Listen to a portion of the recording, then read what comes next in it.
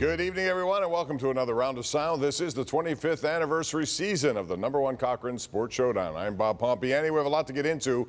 We'll look ahead to the Steelers opening up in just a couple of weeks. Their biggest needs, biggest question marks heading into their training camp 2024. But the #1 topic tonight on the #1 Cochran Sports Showdown will be the Pirates, and so many things to talk about. And here to do the talking is your panel. We have Jeff Hathhorn, sports director of 93.7 The Fan. In the middle, Mark Kaboly from The Athletic. And to his left, it would be Andrew Fillipponi, a man who wears many hats, and yet the hair is very nicely done.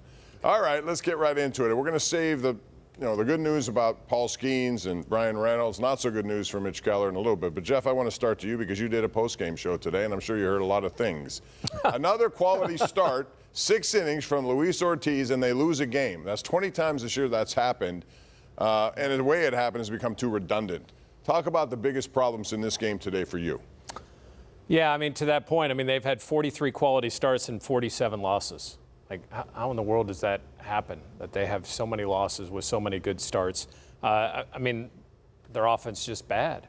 It's inconsistent. They show up on Friday and have this fireworks show, which was awesome. That's great. But they just don't – you can look at Derek Shelton all you want. The talent just isn't there top to bottom. Absolutely. I think there's some faulty planning of putting this team together, too, because they thought – that if they get their starters to the 6th or 7th, then you'd have the relievers to shut the door, and that obviously hasn't happened consistently enough. You get to the 7th inning, I mean, it's a crapshoot. You don't know what you're getting from Chapman or any of those guys right now. And, of course, as you said, the offense, man. I mean, you said it perfectly. Inconsistent. You can go up and down that line. You can point to a guy who's had a great stretch, and the same guy would have a terrible stretch. And you know what that makes you? That makes you 4 or 5 games under 500. I am appalled by how bad they are at the little things. You know, we can talk all we want about how they didn't spend enough in the offseason, how a lot of these guys are punching below their weight class, whether it's Sawinski or Henry Davis, who's not even in the major leagues, what Tellez did for the first 2 months. How are you as a major league team so bad at the things that get ripped apart in Little League? You're bunting with 2 strikes. Your catcher, who's a defensive catcher. Why does Michael Taylor do that all the time, though? Well, how about Michael Taylor can't make a good throw to O'Neal Cruz, and then Cruz drops the ball? You've got a Gold Glove center fielder with a bad throw in, and then Cruz still can't. He fumbles the exchange. For a 9th inning, Grandal again paid for defense, can't hold on to a foul tip. Okay, these are things that should happen with this team 99 out of 100 times. And we're seeing them lose a series to the Cardinals and again against the Mets because they don't get the buttoned-up things right, Bob. The fundamentals on this team are just abhorrent. What about Joey Bart, too? He tried to stretch that into a double. Right. Yeah. It's picked off second base. I mean, it's just, that happened again. Who was that, Gonzalez yesterday or whatever it was? And all right. And it's magnified because the fact that they're not talented enough to they have overcome the same, that most how about days. this? They have the same run differential as the Cardinals, okay? They've scored more runs than the Cardinals this year. And they're, 5 games behind them in the standings? That's because St. Louis, I think their closer is converted like 32 or 33 consecutive saves. Their bullpen gets it done, and we've seen with this bullpen, guys get elevated with new roles, and Holderman and Chapman have both. Isn't that interesting, though, Mark? Because at the beginning of the season, the thought process was this starting staff is going to be struggling. They're going to have to get to the 5th or 6th inning, and then the bullpen will bail them out. It's been the exact opposite, of course, hurt by this offense. But when you see this team, and you head to the trade deadline now, they're 4.5 out of the 3rd wild card. So at this point, you're in kind of who knows what they're going to do. But it sounded to me today like Ben Cherington is still going to not do much. If anything, maybe turn into a seller. Yeah, it's a tough position. You got those 4 top spots pretty much locked in right now. Then you got, 9 teams battling for 2 spots, all within 4 or 5 games of each other. Nobody's going to want to sell right now. Nobody wants to sell and get a player right now. And even if you go out there and get a player, I don't think one player is going to make that much of a difference. What they need is, and I don't know what you guys agree or disagree on this one, they need O'Neal Cruz to start turning into the superstar we thought he was. Or thought he could. More than that. He's just being an average ball player to above average is not getting it done. He has to up his game, then that would help out everything. I don't think you're going to like this point, you guys, but I'll tell you what I would do right now. I'd bring in Trevor Bauer. Yes, I love it. I love it. At the beginning of the season. They should do that right now. They should have done it longer. You're down, Jared. You like it? I love it. Jared Jones, the way Ben Cherington's talking, it makes it seem like there's a small chance he might not even pitch again this year. I heard it. He didn't commit to anything other than maybe later in the year. But maybe falters more short term, but that's a move you can make and all that's costing you is money, and you're not giving up any prospects, and you're not giving up anybody in your system, no young players. Plus, I think why wouldn't you do that? Plus, I think he said that he would do a lot of incentive-based stuff, too. $875 plus whatever. Think about this, too. Well, that's no-brainer. You've already got Aroldis Chapman on your team, and you've got Ji-Hwan Bae in AAA. So they can't really take the moral high ground and say, we only want guys that have nothing on their he track hasn't even record. played here yet. And it costs you nothing. That's the thing. It costs you nothing. Like, is this the year, especially with Jones out now, is this the year you empty your farm system at the trade deadline? No, it's not. It's not the year you empty your farm unless system. you get at some point you're going to have to, Jeff, and I want them to. Unless you get a guy that you think can help you multiple years. Well, if there's somebody under contract for a few years, then that's different. But most of the time at this time of year, it's rentals. There are, 5 teams right now that are confirmed sellers, and there are all these other teams that have needs too. The ask is going to be huge, and I don't think this organization's farm system's deep enough now, and I don't know if this team is good enough to win or get into the playoffs. I understand their pitching, but they have too many holes. They really do. My question, Bob, is real quick: is why hasn't any 30 other teams touched Bauer? That's strange to me. Well, I agree with that. They're all Nobody. they're all Nobody. afraid of. I don't know what they're afraid of. Apparently, all of that's behind him. And if it is, then why not do it? Especially for a team like the Pirates. All right, you brought up Henry Davis. Somebody did. I Andrew. did. Andrew. When I look at Henry Davis, I'm just a little. Again, I've told you before, I'm not going to give up on the kid so quickly. But the longer it goes, the more I wonder what they have with this guy and what it's going to take to get him to be what they want him to be. Will it happen now? He's in AAA. Should they bring him right back up and play? What do you think should they do? Well, I mean, let me throw this back at you. Why should we trust the Pirates with any young hitters? In the Ben Cherington era, who have they developed who's come through here under his watch, and we say this guy is better off because he's with the Pirates? Nick Gonzalez, maybe? But that's an unfinished business too, right? I mean, there. We so don't know exactly. Jack Sawinski, I mean, not Brian Hayes. He's gone up and down and been a backwards. disaster. Right. I don't know where Henry Davis plays for them. If Joey Bart is going to have a future with the team, and then you have Endy Rodriguez back next year, what becomes of Henry Davis? Do you trust him to learn a third position and become your first baseman? Well, he's got to hit like a first baseman. He hasn't done that yet. So I think DH is the thing you. But you got Andrew McCutchen at DH. Well, this year we're talking about long-term future here. I would bring him up, give him as many bats as he can. Hopefully he turns into DH because catcher's out. I mean, if you can't beat out Grandal and Bart or whatever, forget it. And move him on. He's actually been okay behind the plate. Like, he's been all right. He hasn't been an embarrassment behind the plate. Everybody seems to be afraid by that. The thing is, and to your earlier point about AAA, leave him down there and let him hit for a while. Let's see some consistency at the plate before I bring him up. All right, we're going to take a break. When we come back, we're going to talk about Paul Skeens, Brian Reynolds, but no Mitch Keller. We'll get into that and more coming up right here on the #1 Cochran Sports Show. The good news for the Pirates, 2 of their team members made the All-Star team. A lot of people thought it'd be Mitch Keller, deservedly so, but he got bumped maybe because of Paul Skeens, who did something that no one's ever done. #1 pick next year is an All-Star game. 10 games into his career, Jeff, he's an All-Star.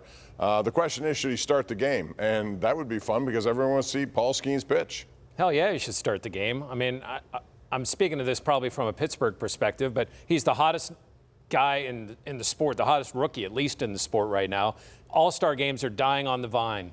You need something to bring some attention. Paul Skeens starting the game as a rookie with 10 starts against the 3 best American League hitters, which is going to include Judge, probably Soto. I don't know what the lineup is going to be yet. We won't know until next week. I love it. I think it'd be great for the sport. Well, I'm going to sound like an old man yelling at clouds here, but we're used to that, right?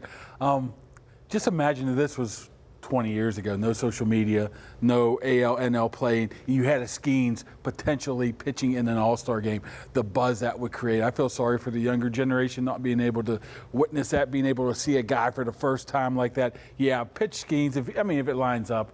If it lines up with his throwing days or whatever it is, throw him out there, see what he does against the big boys, and it would be must-see TV. Anything else you want back? Audio cassettes? What else here? Andrew, you missed our childhood. We had a good childhood. Rotary telephones. I mean, is that what else Mark's yearning for here? I get the point, though. Like, there was when we didn't see the 2 leagues against each other at all in the regular season. Do interleague play. I think has kind of taken some of that out. Yeah, he should start. I think I said that on the show a few weeks ago, and you made a face at me. Was it a good face or a bad face? Well, at the time, there were only like 6 starts. I was wondering where that would go. But, I mean, he's 5-0, when he was in Indy. 212. I might have, yeah. Yeah, bottom line is he deserves to do it. Look, I mean, it's an entertainment product. It's a show. You're trying to get eyeballs on it, and I don't think there is a matchup that would be better than him and Aaron Judge to start that game. And Brian Reynolds, deservedly so. He got off to such a bad start, or at least we thought, and all of a sudden he's a 280 hitter with closing on 60 runs batted in, and number one in a lot of categories offensively among outfielders. Yeah, picked the right time to get hot right before the All-Star game. And listen, he has been the closest thing to consistency, and even he struggled at the beginning of the year, but he has been on fire. And I guess if you're looking to win a game, and I don't know necessarily if they're looking to do that, it's a switch hitter who can play the outfield. But yeah, good for Reynolds. He's been a good teammate and done everything the right way here. And I think he is their best player too, by far. I think obviously most consistent. I think that's been 2-3 years now. He's been that good. Did Keller get bumped because of Skeens? Maybe, and I'm fine with that. I have no issue with that. I mean, Mitch Keller wanted to make the All-Star game pitch better in March and April. Would be what I would say back to him. He got up. You say the Skeens pitching. Yeah, well, he wasn't allowed to because of the way that the Pirates wanted to cap his innings this year. I think Keller pitched very well this year so far. Yeah, he's deserved. Going for his but if you're going to choose one or the other, don't mean what they used to. But a 3.48 or 3.28 ERA is pretty good. I mean, 9 wins, right? Yeah, I mean it's good, but also pitching numbers are so much better in baseball in 2024 because of the status of the sport. The OPS is way down. Right. Offensive numbers are only, 10 or 11 300 hitters in all of Major League Baseball. So it's good, but 3.48 is not what it was maybe 5 years ago. Mason Miller gets in. Yeah. What a great story that is. Yeah. We talk about great stories. He's one of them from Bethel Park and Waynesburg. I mean, his first year in Waynesburg, and then, he gets a diagnosis. He wasn't good at Waynesburg. Right, he figures it out. But he had to deal with that diabetes, and it really affected Once him. he did that, our second oldest boy has type 1, and, that affects you greatly. And for him to figure that out, and he's untouchable. I want to just go back to the Reynolds thing for a second. Neil Huntington hit his expiration date here. I was fine with that decision. That regime had run its course. He made 2 trades on his way out of town. One he was slammed for, which was McCutchen for Reynolds. That ends up being a great trade. Would you agree with that, Mark? Yes. I mean, that was a phenomenal best trade for a hitter. That was a phenomenal trade that he made that deal. And then he traded Tony Watson for O'Neal Cruz. And say what you will about, Cruz still has brain farts that's a big trade. Can't hit lefties and those things. But he traded a rental lefty and got a starting shortstop that might be a 30-30 guy. Saying bring Neil back then. I'm just saying, compare even when we were down on Huntington and they were selling, compare that resume to Ben Cherington's Pirates resume. That's what I mean. They haven't acquired a hitter, right? Anyone who developed a hitter, and you need hitting, regardless of how the pitching has been. We'll take a break. When we come back, we're going to talk about Steelers as they're almost heading into training camp. What do they need? Biggest question mark heading in this one. We'll get into it next right here on the #1 Cochran Sports Showdown.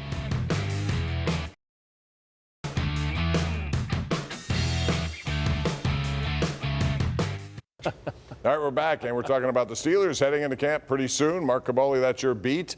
So let's talk about it. There's still some unfinished business, and we do see quite a bit throughout training camp. Some guys come and go, and I want to start you off with Cam Hayward, since we haven't talked about that for a couple of weeks. Anything happen with Cam Hayward, and do you expect anything to happen differently? I might be the only one that expects something to happen before the season starts, because a lot of people are really taking what he says and thinking that they're just going to wait and see. I just don't think. First of all, I know he wants to be here. They want him to be here. The numbers can come together correctly. I think the Steelers and Art Rooney's will step in at some point and say, let's get this done. But there has to be some give and take here. So I think it will be done. Before the season starts, I think they'll make an offer to him to be able to keep him this year, then cover themselves for the next two years. That's more optimistic than Hayward has been. Some of these interviews he grants, not just yours, Mark, which was very good, by the way, but he was on Jim Rome this week and made it sound like he's pessimistic. But isn't he playing the game a little bit? I don't know. I think he wants them to believe that he's willing to go somewhere else if he doesn't get it done this year. Yeah. When's the last time? I think. In this situation, when's the last time the Steelers didn't pay up for a guy that has been here for a little while? Yeah, they told Troy to basically leave. But that was a decade ago. But that was a mistake. That was a mistake. They felt it as a mistake. They wish they would have allowed him to leave on his own. But the last few that they've had, there's been whatever the hold-ins or whatever you want to call it. But even with Watt at the last minute, a couple of days before the first game, they got something. Yeah, but this is an unusual case because he's older than those guys. Right. And he's coming off an injury where he did return to play. He wasn't himself. I mean, I don't know. I've got reservations about this. People aren't going to like this, but If you have to overpay to keep Cam Hayward, I think I'm okay with that, how much he's meant to the organization. People are probably flipping out now, but not grossly overpay him, but overpay a little bit just to keep him around. I think it's well worth it, what he means to the organization. So, Andrew, let's talk about biggest needs going into this one. They still seem to be looking at another wide receiver to complement George Pickens. Is that it, or is there another position that concerns you? I think corner is on my list, too. I mean, after Joey Porter Jr., what are you going to get in Jackson? You know, Carolina couldn't wait to give him away. They probably would have cut him if they didn't make that trade with the Steelers or asked them to take a massive pay cut there. And then beyond him, what do you have? Is Corey Trice going to be a productive player? Nickel corner questions. I mean, you're talking about Beanie Bishop, who was an undrafted guy, maybe having a chance to crack the lineup. You're in a division with Cincinnati. I know they don't have Tyler Boyd anymore, but you still have Higgins, Chase, and the guy they drafted from Alabama is a stud. So I'm nervous about the corner position, guys. Well, Cam Sutton was a good on-field ad for them in that secondary. I'm going to go with receiver, though. I mean, I don't know what you can tell in OTAs and minicamp about who's going to be the number 2 receiver because there's no hitting. You're just basically running air routes. Who's going to step up and be a 2 because that's going to be a big factor for George. See, I think Patrick Peterson said it on his podcast. I mean, there's a handful of guys out there, vets. So if you need to go find one to fill in come August, I think there's somebody out there, so I wouldn't be too worried about that. How about wide receiver, though? Now, wide receiver's huge, in my opinion. I don't know how they feel it. They're not going to come out and say that we don't like the guys that we have, but it's a huge circle. You have to circle that number 2 guy because you've done everything to make this offense better except give Russell Wilson. And why are these quarterbacks so jacked? Ben Roethlisberger wasn't pumping iron and getting six-pack abs. He was drinking six-packs and playing golf. That's all it is. It's just to show their bodies off to get more followers or clicks, isn't it? If you're CR, I mean, why do I need to see that? Show me your accuracy. Show me your accuracy on the field. I am so happy. I have no idea what you guys are talking about. You really didn't see the picture? No. Mahomes has man boobs. He's doing okay for himself, Bob. See, that's, well, you haven't seen him with a shirt off? It's not great. No, that's what I said about it. It doesn't matter what you look like. If you put the ball on the money, what's the difference? Was there a picture of those guys floating around? Yeah, there is. Oh, yeah. Thank goodness I was off a couple days. Yeah, well, you'll see it when you see it. Anyway, and you will see the one about the man boobs, too, right, Richesses? All right, we got to take a break. When we come back, we're going to talk about the Penguins. What is Kyle Dubas doing? Is he playing both sides of this? Is it a rebuild? What is it in Pittsburgh? We'll talk about it next, right here on the #1 Cochran Sports Showdown.